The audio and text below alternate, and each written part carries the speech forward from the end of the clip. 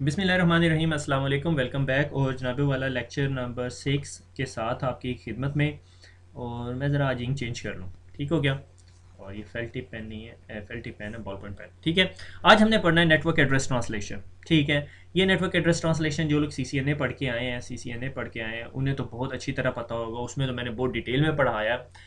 आज हम उतनी डिटेल में नहीं पढ़ेंगे, मगर जो MCITP लेवल की चीज़ है, MCSA या MCITP की लेवल की चीज़ है, वो कवर हो जाएगी। आई होप आप लोगों को ये MCSA और MCITP वाली कन्फ्यूजन क्लियर हो चुकी होगी। अगर नहीं हुई तो मेरे ख्याल में इस सीरीज़ का पहला लेक्चर देख लीजिएगा, ठीक है। Network address translation, RFC 1918। RFC 1918 ये कहती है कि हमारे जो IP एड्रेसेस की क्लासेस हैं A, B एंड C, ठीक है। ये A क्लास का नेटवर्क है, ये B क्लास का और ये C क्लास का है। इन नेटवर्क्स के अंदर कुछ IP एड्रेसेस ऐसे हैं जो हम इंटरनेट पे यूज़ ही नहीं कर सकते, ठीक है। तो अगर मेरे पास वो IP एड्रेस है तो मैं इंटरनेट ब्राउज नहीं कर सकता, इन शॉर्ट। तो आप में से बहुत सारे लोग परेशान हो जाएंगे और फ़ौरन जाके कमांड प्रॉम्प्ट पे IP कॉन्फ़िग की कमांड चलाएंगे। तो जनाब, आप IP कॉन्फ़िग की कमांड चला के डरे ना, ठीक है। उसकी वजह यह है कि IP कॉन्फ़िग की कमांड अगर आप चलाएंगे तो आपको जो IP एड्रेसेस है वो 99% लोगों को यही IP एड्रेसेस नज़र आएंगे जो ये यहाँ पे RFC 1918 में लिखे हुए हैं, ठीक है। तो आप ये सोच रहे होंगे, अगर ये IP एड्रेसेस हैं तो हम इंटरनेट ब्राउज कैसे कर सकते हैं। तो answer to your question is network address translation. हुआ क्या कि अब से कुछ अरसा पहले, बहुत पहले, वंस अपॉन अ टाइम की बात नहीं है, कुछ अरसा पहले ये हुआ कि IP वर्जन 4 के IP एड्रेसेस कम हो गए। तो साइंटिस्ट ने कहा कि अच्छा, अब हम क्या करते हैं, IP वर्जन 6 पे चले जाते हैं, ठीक है। जो 128 बिट का IP एड्रेसेस है, बहुत सारे IP एड्रेसेस हैं, ठीक है। उसके दौरान उन्होंने एक सोल्यूशन निकाला, इस कॉल्ड नेटवर्क एड्रेस ट्रांसलेशन। वो क्या है? वो ये है कि अगर ड्रॉ और डायग्राम, क्योंकि डायग्राम के बगैर समझाई नहीं जा सकती, कि मेरे पास ये यहाँ पे फायरवॉल हो सकती है, राउटर हो सकता है, या वायरलेस AP हो सकती है, कुछ भी हो सकता है। इसके पीछे जो सा ये मेरे घर का नेटवर्क है, होम नेटवर्क है, ऑफिस नेटवर्क हो सकता है, ठीक है। इन सारे नेटवर्क को मैंने IP एड्रेस दिया हुआ है 10.1.1.1, 10.1.1.2, 10.1.1.3, ठीक है, अप टू जिधर तक ले जाए, ठीक है, 10.1.1.10, ठीक है। ये हमारे घर में सब लोगों के पास IP एड्रेसेस हैं, डिवाइसेस हैं, ठीक है। अब जब इन्होंने इंटरनेट पे जाना होता है तो ये मेरे पास जो सा है वायरलेस की AP, आपकी क्लोजर टू योर अंडरस्टैंडिंग, ठीक है। और ये वायरलेस AP पे एक ADSL की लाइन आ रही होती है जो आपके इंटरनेट के क्लाउड के साथ कनेक्टेड होती है, ठीक है। ये आपका INET है। अब जब ये आप IP एड्रेस लेके अपने वायरलेस AP के पास जाते हो, आपकी वायरलेस AP कहती है कि भैया आप ये IP एड्रेस लेके बाहर नहीं जा सकते। तो वो आपको क्या करती है, वायरलेस AP के आउटसाइड इंटरफेस पे जो उसके ISP से कनेक्टेड होता है, ठीक है, ये वाला इंटरफेस है, ठीक है। इस इंटरफेस पे एक IP एड्रेस मिला हुआ होता है और वो हमेशा पब्लिक IP एड्रेस होता है, ठीक है। फॉर एग्जांपल मैं कहता हूँ 219.192.32.196, ठीक है। ये IP एड्रेस मिला हुआ होता है, ठीक है। तो आपके पैकेट पे से ये IP एड्रेस उतार देती है और आपकी AP आपको ये वाला IP एड्रेस दे देती है, और आप ये वाला IP एड्रेस लेके इंटरनेट पे फिरते हो, घूमते हो, गूगल पे जाते हो, गूगल हैंग आउट करते हो, स्काइप पे बातें करते हो, जो कुछ आपने करना होता है, फेसबुक पे पूरा दिन ज़ाया करते हो, ठीक है। फिर वापस आते हो और इतनी देर में कोई और कंप्यूटर को ज़रूरत पड़ती है और हम उसको दे देते हैं, ठीक है। अब आप में से कुछ लोग ये सोच रहे होंगे, व्हाट इफ कि दोनों लोगों को एट सेम टाइम में ज़रूरत पड़ जाए। तो उसका आंसर होता है पोर्ट एड्रेस ट्रांसलेशन, ठीक है। कि वो एक्चुअली पूरे का पूरा IP एड्रेस नहीं देती, वो IP एड्रेस के साथ पोर्ट नंबर लगा देती। से फॉर एग्जांपल 41 इसको दे दिया, ठीक है। और जो अब्बा जी मेरे iPad लेके बैठे हुए हैं, ठीक है, उनको दे दी पोर्ट 80। जो छोटी सिस्टर है वो कुछ असाइनमेंट बना रही है क्योंकि वही घर में पढ़ती है और कोई नहीं पढ़ता, ठीक है, उसको 496 दे दी, ठीक है। एग्जैक्टली ये पोर्ट्स नहीं देंगे कोई और, ठीक है। तो हमारे पास कितनी पोर्ट्स हैं, 65,000 पोर्ट्स हैं प्लस। तो इसका मतलब 65,000 लोग यहाँ पे बैठ सकते हैं और एक ही IP एड्रेस यूज़ करते हैं। उसके लिए हमें टर्म यूज़ करनी पड़ती पैड। मगर आपको इस टॉपिक के अंदर सिर्फ नेट के बारे में पढ़ाया, नेटवर्क एड्रेस ट्रांसलेशन। सो हम ये कह सकते हैं कि नेटवर्क एड्रेस ट्रांसलेशन कोई एक ऐसी चीज़ है कि अगर हमारे पास प्राइवेट IP एड्रेस है तो जब हम इंटरनेट पे जाने लगते हैं तो हमारा वो प्राइवेट IP एड्रेस चेंज कर दिया जाता है और हमें पब्लिक IP एड्रेस दे दिया जाता है जो एक्चुअली अलाउड है और हम जा सकते हैं। इसकी यही एग्जांपल है कि अगर आप एक सिटी में रहते हैं और अगर आपने मोटरवे चढ़नी है, मोटरवे पे ट्रैवल करना है, तो आप अपनी सिटी की गाड़ी की नंबर प्लेट यूज़ नहीं कर सकते। जिस तरह ही आप अपने टोल प्लाजे पे जाते हैं, जो आपकी मोटरवे पे चढ़ने का पॉइंट होता है, यानी आप मोटरवे पे चढ़ने लगे तो वो आपकी नंबर प्लेट उतार लेता है और आपको एक नई नंबर प्लेट दे देता है। आप मोटरवे पे ट्रैवल करते हो, दूसरे सिटी जाते हो, वापस आते हो, जब आप वापस आते हो आप वो पब्लिक नंबर प्लेट जिससे आप मोटरवे पे ट्रैवल कर रहे थे वो वापस कर देते हो, आप अपनी लगा के फिर दोबारा सिटी के अंदर आ जाते हो। ठीक है, मगर आई होप आप लोगों को ये समझ आ गई होगी कि आप अगर प्राइवेट नेटवर्क पे आप ये नंबर प्लेट लेके यहाँ पे ट्रैवल ही नहीं कर सकते। आपके इंटरनेट के राउटर के पास जाओगे और आप उसे कहोगे भैया मैंने अपने वापस घर जाना है, मेरे घर का एड्रेस है 1.10 रियर, वो वाला राउटर सबसे पहले आपको पकड़ेगा और कहेगा कि 10 network question mark where is it, it's a private range I don't know. क्योंकि दुनिया में हर बंदे ने अपने नेटवर्क के ऊपर 10 का नेटवर्क लगाया हुआ है तो बेचारा वो नहीं बता सकता। ठीक है, इससे क्या हुआ कि इस RFC 1918 का ये भी एडवांटेज था कि जिन लोगों ने अपने प्राइवेट नेटवर्क बनाने हैं वो उसमें ये रेंजेस यूज़ कर लें।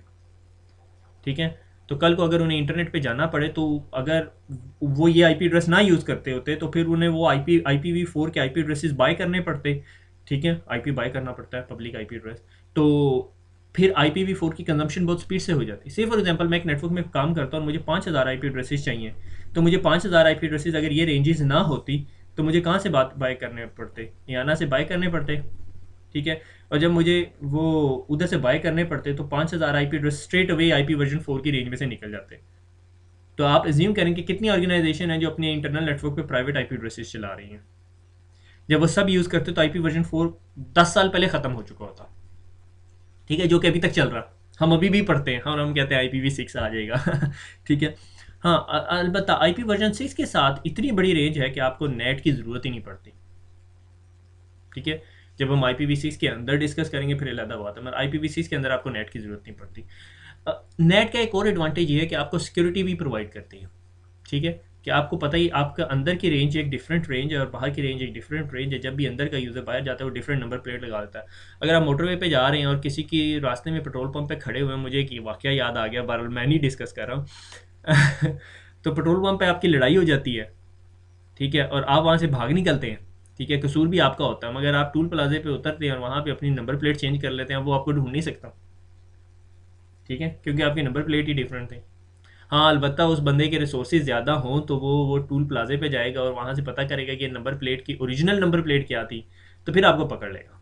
ठीक है, तो it can provide a layer of a security. Anyway, Windows 2008 are to introduce two net services. One is called internet connection sharing. आप में से सबको पता होगा इंटरनेट कनेक्शन शेयरिंग क्या है, कि आप सिर्फ इंटरनेट कनेक्शन को राइट क्लिक करते हो, इंटरनेट कनेक्शन शेयरिंग, और पीछे के तमाम यूज़र इंटरनेट शेयर कर लेते हैं। मगर वो क्या होता है कि आपका ये कंप्यूटर है, ठीक है, ये इंटरनेट से कनेक्टेड है और इसके पीछे जितने कंप्यूटर्स हैं वो आपसे कनेक्ट होकर आईपी एड्रेस पे पैट होने के बाद आगे जा रहे होते हैं। एक्चुअल टर्म पैट है, नेट नहीं है उसके लिए। ठीक है, नेट होता है हर बंदे को एक डिफरेंट आईपी एड्रेस मिल रहा होता है।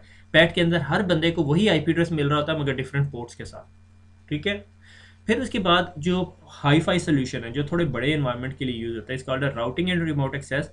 उसमें आपके पास दो इंटरफेसेस होने चाहिए। ठीक है, से फॉर एग्जांपल ये मेरे पास सर्वर है और इसके दो इंटरफेसेस हैं, एक इज़ कॉल्ड प्राइवेट इंटरफेस और एक इज़ कॉल्ड पब्लिक इंटरफेस। ठीक है, पब्लिक इंटरफेस पे आपका इंटरनेट लगा, प्राइवेट इंटरफेस पे यूज़र्स हैं वो सारे इधर आते हैं और आप उनको नेट करके आगे ट्रांसफ़र कर देते हो। ठीक है, अगर आपने नेट के ऊपर इवेंट लॉग्स देने हैं तो आपने सर्वर मैनेजर में जाना है, diagnostic event viewer Windows log और सिस्टम्स। ठीक है, और एग्जाम में आपको अंडरस्टैंडिंग होनी चाहिए कि internet connection sharing and routing and remote access service में फ़र्क क्या है। ठीक हो गया, मैंने ये लैब ऑलरेडी बनाई हुई है, मैं इसकी रिकॉर्डिंग रन करता हूँ, फिर हम उसके अंदर वॉक थ्रू करते हैं। पे जाने से पहले मैं आपको ज़रा क्विकली इंटरनेट कनेक्शन शेयरिंग दिखाता चलूँ कि अगर आप अपना वायरलेस का कनेक्शन खोलें, प्रॉपर्टीज़ खोलें, कंटिन्यू का बटन दबाएं, शेयरिंग में जाएं, allow other network users to connect through this computer internet connection, allow, that's it. Internet connection sharing चल पड़ेगी यूजिंग ICS। ठीक है, इसके अंदर फिर आप सेटिंग में चले जाएँ तो आप बता सकते हैं कि कौन कौन सी सर्विसेज एजेंसी हैं वो इंटरनेट पे नेटवर्क पे चल रही हैं। ठीक है, इसके अंदर फिर फर्दर एक्सेप्शन भी ऐड हो जाती है। एनीवे, ठीक है, तो ये हमारा जो सा है इंटरनेट कनेक्शन शेयरिंग होगी। ठीक है, अब मैं आपको दिखाता हूँ नेट हमने कन्फिगर कैसे करना है। मैं उसकी कन्फिग्रेशन वाली वीडियो चलाने से पहले आपको क्विकली सर्वर पे ले जाके दिखा देता हूँ कि आपने routing and remote access service install करनी है। ठीक है, IPv4 के अंदर जाना है, नेट के अंदर जाना है और ये आपने अपने किसी स्पेसिफिक इंटरफेस के ऊपर नेट कन्फिगर कर देना है। ये अभी हम थोड़ी देर में देखते हैं। ठीक है, ट्रांसलेशंस जब हमारी नेट की ट्रैफिक आती है और हम उसे ट्रांसलेट करके बाहर दोबारा भेज देते हैं पब्लिक आईपी एड्रेस लगा के, that is called translation. IP address भी असाइन कर सकते हैं कि ये एज अ डीएचसीपी सर्वर भी आपके लिए काम कर रहा हो और नेम रेजोल्यूशन सर्वर भी काम कर रहा हो, यानी यूज़र आपको रिक्वेस्ट भेजे, यानी आप उसके डीएनएस सर्वर भी बन जाए, आप उसके डीएचसीपी सर्वर भी भेजे, तमाम रिक्वेस्ट आपके पास आए और आप इसे फॉरवर्ड करें। तो फिर हम देखेंगे कि जब भी मेरा ये क्लाइंट पीसी है वो जब भी कनेक्ट होता है तो वो ये काम वो इसके थ्रू इंटरनेट को यूज़ कर सकता है। ठीक है, इस लैब को आपको दिखाने से पहले ना मैं आपको क्विकली ये लैब सिनेरियो समझा दूँ। है क्या कि ये मेरे पास सर्वर है, ठीक है, इस सर्वर के ऊपर एक पब्लिक इंटरफेस है, उसके ऊपर आईपी एड्रेस मिला वो 192.168.1 डॉट समथिंग 1.1 है मेरे ख्याल में। I know is not a public IP address, मगर मैं एक्चुअली हो क्या रहा है कि मेरे पास यहाँ पे वायरलेस की एपी है, वो मुझे ये प्राइवेट आईपी एड्रेस दे रही है, मगर मेरे इस सर्वर के लिए पब्लिक आईपी एड्रेस है। और इसके पीछे 10.1.1.1 का नेटवर्क लगा हुआ है और इसके पीछे एक क्लाइंट कंप्यूटर पड़ा हुआ है जो इससे कनेक्ट होगा। अब मैं रिकॉर्डिंग वाली मशीन से बैठ के सिर्फ ये चीज़ कन्फिगर कर रहा हूँ और यहाँ पे जब मैं गूगल खोलूँगा, जो कि मैं आपको नहीं दिखा सकता क्योंकि मैं इससे कनेक्टेड हूँ, तो आप यहाँ पे ट्रांसलेशंस बनती भी देखोगे। आपको यहाँ पे अब मेरी बात ये माननी पड़ेगी कि मैंने गूगल खोल लिया, ठीक है, पर वो इतनी बड़ी बात नहीं है, आपको पता है इंटरनेट एक्सप्लोरर खोल के google.com करना। Let's go to the video.